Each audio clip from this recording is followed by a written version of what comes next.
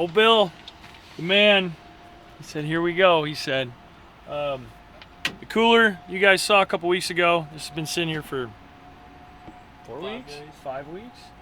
It's 5 days since we took it out. Oh yeah, they took the old cooler out. You can see this is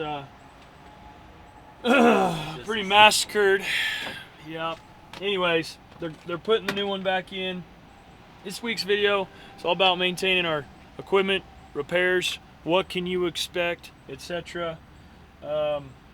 Something like this is a crappy design. This isn't something you can expect. It's happened 2 or 3 times. These unexpected expenses and costs can really swing all percentages at the end of the day. But this has been sitting here about 5 weeks. It's bent all the piss. Not from this initial one, but like I said, it's not a very good design. And these Caterpillars, I talked about, Bill, actually drilling something here and here, and then that way we could, flat bar something out here where we could remove it or something. That way they could feel it when something, But the design's terrible. It is what it is. We're getting it fixed. Wesley and Bill are working on this rain day. Got them a little circus tent up above them here. New cooler is in the structure, but they're having a lot of hard time with everything being so bent, getting it back in the correct place. They're worried about if they just put it in there, which is great. If they just put it in there and then it vibrates and rubs a hole in a hydraulic hose or something, we don't see it, it could cost us the whole machine. So they're being timely and accurate about getting it in there. Old Bill just came in here with some good news. I was just telling you guys about that backhoe. They were going back together with the cooler and the condenser and everything. Bill, while he was in there, radiator is the wall that they're going up against. He found some antifreeze leaking out the fins. We need to get us a radiator on them backhoe too. Topic of today. Let's talk about it, since having to deal with it. If you're going to own machines, you will always deal with repairs and maintenance. It's a very, very big ticket item here. How do we deal with it? Well, we've dealt with it a couple of different ways. We're going to talk about preventive maintenance. We're going to talk about service and equipment. We're also going to talk about what you do during a repair, and also to kind of my normal wear and tear items that I would definitely put some extra money in the budget for, right? So let's take Caterpillar gear and our Komatsu gear. You guys can clearly see I've got 2 sets of difference. I've got a 308 and a 289 with Caterpillar. I do not have any services in there, meaning 500,000, 1,500 hours maintenances, preventive maintenances, or services as they call. Don't have any of that, but in my Komatsu stuff, my 210, my D51 EXI, WA200, and my 138, those 4, bought them with service packages in them. 450 hours, I'm getting a phone call. Hey, can we run over there and work on that machine? It's getting close to a 500-hour service. I'm telling you guys, if you're gonna go buy equipment, please try, unless you know how to do it yourself, because this guy right here, I am not the most gifted guy to come over here and grab some stuff out of the toolbox and go to wrenching on stuff. Can I take stuff apart? Absolutely. Can I diagnose and kind of figure out through experience what is going on? Absolutely. But can I effectively use my hands to take it apart and put it back together? No, I don't have that knowledge. I'm a pipe and dirt guy. So I trust on a few different subcontractors now for sure. Actually today, it's awesome. Bill, our Bill that works here, he's a little bit mechanically inclined, and he's working on that backhoe. Just found out that the radiator's busted past the $500 condenser and a $700 oil cooler, which was $2,500 in total at Caterpillar. Got it cheaper at a different vendor here, but as they were putting that back together, they used their eyes and found the radiator leaking. So during the repair of $2,500 worth of parts, or $1,500 worth of parts, got to go buy another $1,500, $2,000. But if I put it back together right now and it's leaking, that machine's just gonna be down again. So get it done, all the way done. Don't just band-aid the crap when you're dealing with a repair. But preventive maintenance wise, the Komatsu gear stuff, but what about the 308, the 289, and the Caterpillar stuff? Well, I have got to get it here. You got to pay attention. 500,000, 1,500, 2,000, all those services. I got to get it here. I got to get it serviced to the cat manufacturer or take it to cat the dealership and pay them to service it. I don't necessarily recommend that. Even the guy that's not mechanically inclined can get those filters off of there pretty easy and follow the step-by-step process within the service. 500, 1,000, 1,500, they detail it out pretty well for you per machine, right? What about trucks? Trucks go down, trying to get guys to and from, and repairs and maintenance last year, I think, was 7% of our revenue. It's crazy. Parts, labor, everything's tied to that, but we're not tracking the effective downtime on these machines that we're tracking now. We've talked about preventive maintenance, your services, those are have-to items. You have got to do those. And if you don't, you're gonna end up in the next segment exactly what we're talking about, and it's repairs. Repairs are a whole lot different than services. Services are hopefully so you can avoid repairs. Repairs are extremely, extremely costly. They come at the wrong time, you're not budgeted, you're not planned for it, and if you're dealing with heavy equipment, it's heavy priced. Let's just put it that way. And with the cost of everything in the last 2 years just gone through the roof, it's really hard to find those parts. Not only finding them, but then paying for them to get them in there. The dealers are going through the roof. Everything is, the cost of it is just so high. So be prepared for those repairs if you're not going to do those services. Well, what happens, biggest repairs. Let's talk about largest repairs. Flat tires on backhoes, teeth, shanks on buckets, tracks on trackhoes, whether it's, obviously we don't deal with steel as much, but rubber tracks on Mini X's, oh my God. Batteries. And then if you like cabbed equipment, you're gonna be paying for some glass. Things happen. Not only that, give me a couple other hydraulic hoses. Oh my God, you're gonna go through hydraulic hoses. So you can tell behind me, like I was telling you guys, Bill and Wesley are working on the cooler and the condenser, hydraulic cooler. They found out that it's got some antifreeze coming out in the radiator behind it, and they're going to go ahead and take the radiator out, get it going, so we can put all new back in. Even though, straight up, it's been sitting there for 5 weeks now, 4 or 5 weeks, and we haven't got to it. Sun's been shining, things been working. I took the rental hit. I've got another machine taking its place out in the field right now. Skid steer, actually. Obviously, it's not as cheap as that payment, but as soon as they get that done, it can go back in the field. But what I'm not going to do, I'm so glad this is an example, perfect for today. I'm not just going to throw the oil cooler and the condenser back in there and let it leak antifreeze and call it a day. I'm going to wait another week if I got to, put the radiator in it, and get it completely buttoned up, send it back out to the field. That's how I've always done things. I've had to Band-Aid over the last 6-8 months, Band-Aid some things to get them out of the field, etc. Not only that, money. With 2024, everything costing so much more. I'm just letting you know right now, if you build a structured preventive maintenance program, you won't deal with half the repairs that you think you're going to run into. I assure you. If you're not looking over your equipment every single time you step foot on that job site, you have got to check it over, look at it, look at the new things, and make mental notes, and then come back, write them down. And when it does hit the shop, get those things fixed, because it's going to cost you money. Repairs are expensive in itself. Downtime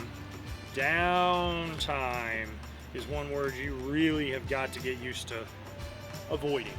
It is the #1 killer. Yes, this machine's been here 5 weeks. Yes, it's cost me money to rent a machine, but the guys are still moving. But if you can't rent a machine to take that machine's place, then you're in a world of hurt, okay? Then you've already got a piece of equipment down, your guys are stopped, and now they're working on stuff. That is not a good occasion. Just rent them something, get it off site, get somebody that you trust. That's #1 thing I gotta say. If you're working with somebody, they're working for you, or you're having them come work on your equipment, make sure you trust them. That's all I can say. And make sure you're QCing everything that comes in or out of your shop or somebody else's shop. Let's talk about the Peterbilt shop here in Springdale. My dump truck, you guys haven't seen it in a hot minute. Trust me, I know. But it was broke. Sent it to the shop. They said this, this, and this. They fixed this. They fixed this. And then they said they fixed an air conditioner problem. 30 minutes in 100-degree heat, kicks off, does the exact same thing that I sent it in for, plus some other stuff, but they said it was fixed, etc. Sent it back 3.5 weeks ago now. That's not good. That's not good. But that's the other side of the downtime I'm talking about, is that if you don't have your own in-house guy, you gotta be limited to a shop, a subcontractor, a mechanic, whoever. You gotta move that piece of equipment a couple of times. It's broke, it's not running right, it's a pain. It's just a terrible situation.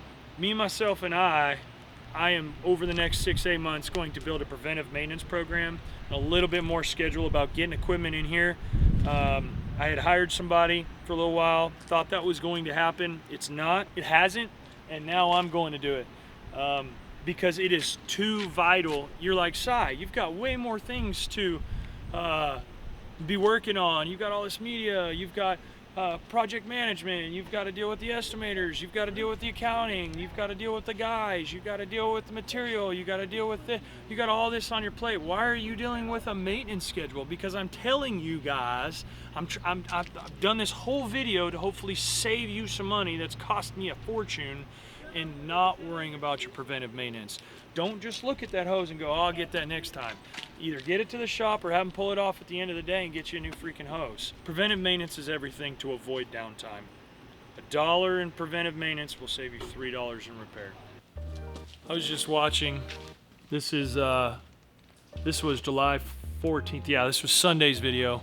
I'm sorry it's so hard to keep up with you guys because we're cranking Thursday, Sunday, double uploads, all in the month of July. If you're loving this content, if you wouldn't mind, dropping a like on the video. It helps the channel so much. And go check out the plethora of other videos of content that we've made for the past 2 years for you guys. Trying to help you guys avoid do the things that I've made mistakes at doing. Came in here to talked about preventive maintenance, talked about downtime, but how do you budget? Let's talk about money for just a minute. What can you expect? How do you budget for maintenance and repairs? I haven't figured it out myself yet either. Take your year over year. You've got to be putting every expense in QuickBooks Online or whatever accounting software. Find out how much you're spending on repairs and maintenance. And then at the end of the year, okay, last year we had a couple of dump trucks. We had several dump trucks, and it showed me that 2 of the dump trucks do not need to be here because we're spending a quarter, if not half of what the truck's worth just to keep it on the road, just to keep somebody that you're paying to put in the piece of equipment. Let those numbers tell you if that piece of equipment's costing you money or not year over year. You have to track per equipment to tell you. You may have a Mini X out there, or a Traco that is your old girl and she runs perfect for you every time, but your guys get in it and it's the biggest waste of time ever. They can't ever, they blow a hydraulic hose or it overheats or whatever, all this mysterious crap. If it's costing you money, either in downtime or actual hard dollar bills, get rid of it. Get something newer, put it on a service package. Now, I understand there's a different equation here when we're talking about money. There's 2 ways of kind of running an equipment fleet. You have paid off equipment that you're dealing with more repairs than not. Then you have more of what we run, more of a newer fleet under service and under warranty, and make it somebody else's problem. That's what I choose to do, because when I have chop saws, these are old chop saws.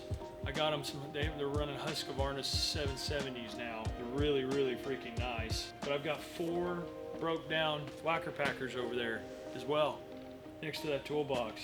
Equipment gets used, things are gonna happen, totally understand, but it's gonna cost you money in the long run.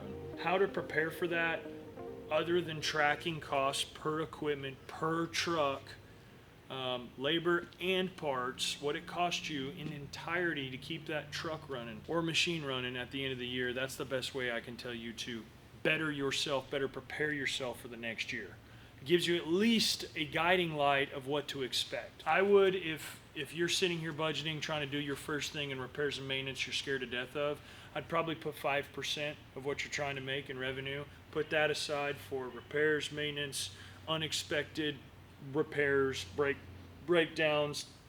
Sometimes you're going to have to pay a wrecker to come out and drag your machine on a trailer, especially if you're in that paid off equipment. You probably don't have as much equipment sitting on site, etc. But you've got to repair that unit before you can go back to work, where you're more or less in, hey, it's under warranty, it's broke, send it off, bring me a new machine.